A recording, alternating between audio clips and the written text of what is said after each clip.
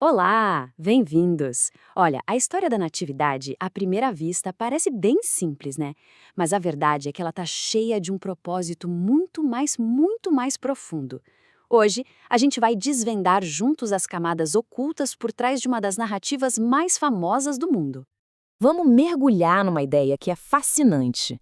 E se cada contratempo, sabe, cada desvio na história do Natal, não fosse um simples acidente? E se, na verdade, tudo fizesse parte de um plano super detalhado, envolvendo profecia, providência e, claro, um propósito maior? Para a gente entender essa história completa, a gente precisa, primeiro, voltar bastante no tempo. Porque o nascimento de Jesus, olha, não foi um evento aleatório que aconteceu do nada. Foi, na verdade, o clímax, o ponto alto de séculos e séculos de profecias. E o lugar onde tudo aconteceu não foi por acaso, de jeito nenhum. Já existiam profecias muito antigas que apontavam especificamente para Belém. Sabe, desde o comecinho, cada detalhe importava. E esse foi só o primeiro de muitos, a primeira peça que se encaixou perfeitamente nesse grande quebra-cabeça. E o que é realmente impressionante aqui é a escala de tempo. Dá uma olhada nisso. A gente está falando de promessas feitas mais de 1.600 anos antes. Isso é muita coisa. Isso mostra o quão profundo esse evento estava enraizado, não só na história, mas na própria expectativa de todo um povo.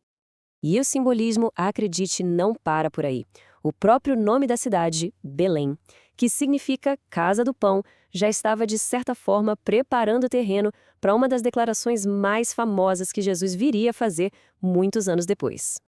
Pensa nisso por um instante. O pão vivo nasceu justamente na Casa do Pão. É um detalhe poético, mas ao mesmo tempo super poderoso, né?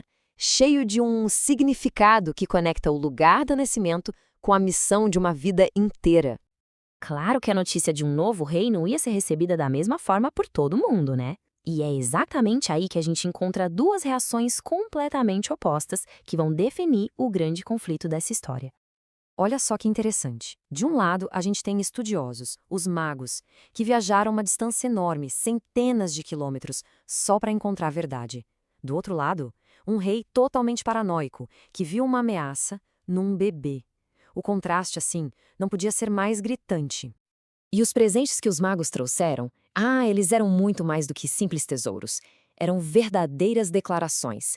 Cada um deles carregava um significado simbólico super profundo, que de certa forma já profetizava a identidade e o destino daquela criança. E é aqui que a história dá uma virada bem dramática. É o momento em que a intervenção divina bate de frente com a paranoia do rei, forçando a família a fugir. Então, quando os magos, que foram avisados para não voltar, simplesmente não apareceram, a paranoia de Herodes explodiu em fúria. E foi nesse exato momento que a intervenção divina se tornou mais urgente do que nunca, com um aviso que veio em sonho para José. Baseado na informação que os magos deram sobre quando a estrela apareceu pela primeira vez, Herodes tomou uma atitude terrível. Ele ordenou a matança de todos os meninos de até 2 anos de idade em Belém e ali nos arredores. Isso levanta uma questão muito prática, né? Como é que uma família jovem, pobre, sem muitos recursos, ia conseguir, assim, de uma hora para outra, bancar uma fuga para outro país? Bom, a resposta estava, acredite, exatamente nos presentes que eles tinham acabado de receber. É que o ouro, o incenso e a mirra não eram só simbólicos, eles eram extremamente valiosos. Esses presentes se tornaram, na prática, o financiamento providencial para a fuga. Foram um recurso que garantiu a sobrevivência da família naquele momento tão crítico. E tudo isso que a gente viu até agora aponta direto para o tema central dessa história toda. Aquela tensão que existe entre os nossos planos, as nossas ideias, e um propósito divino que, na maioria das vezes, a gente simplesmente não consegue enxergar de primeira. Vamos pensar um pouquinho nos planos de José e Maria. O que eles queriam? Provavelmente um casamento tranquilo em Nazaré, o nascimento do filho em casa, criar a família na comunidade deles, uma vida normal, estável. Mas, em vez disso, o que eles tiveram? Uma viagem forçada por um censo, um parto num estábulo e uma fuga repentina como refugiados políticos. E aí fica a pergunta, né? Esse é o grande paradoxo. Se eles estavam sendo guiados por Deus, por que tudo parecia dar tão errado? A jornada deles parecia cheia de perrengue, de caos, não de uma bênção divina.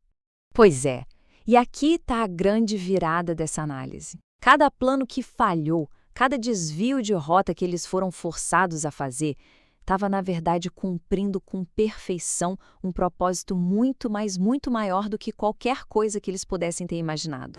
E essa ideia de propósito leva a gente para uma última camada super interessante para a gente desvendar aqui, a própria natureza da fé. Porque as interações de José com Deus mostram uma coisa muito clara. Fé não é só sobre seguir regras.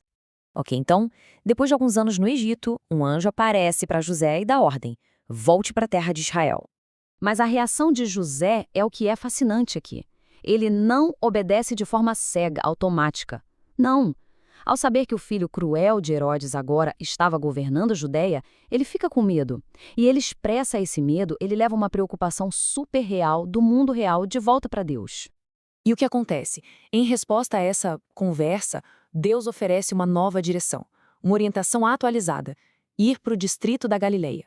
E o mais incrível de tudo é que até mesmo esse novo desvio de rota, essa mudança de planos, acaba cumprindo outra profecia antiga. Percebe? Esse diálogo mostra tudo. A fé, nesse contexto, não é sobre obediência cega, é sobre relacionamento. É uma conversa de verdade, construída com base na confiança. Um diálogo onde as preocupações humanas são ouvidas e, a partir daí, guiadas para o caminho certo. Isso tudo deixa a gente com uma pergunta final bem poderosa para refletir. E se aquele plano, na nossa própria vida, que parece que falhou, na verdade não for o fim da história? E se ele for apenas uma parte de um propósito muito maior que a gente só não consegue enxergar ainda?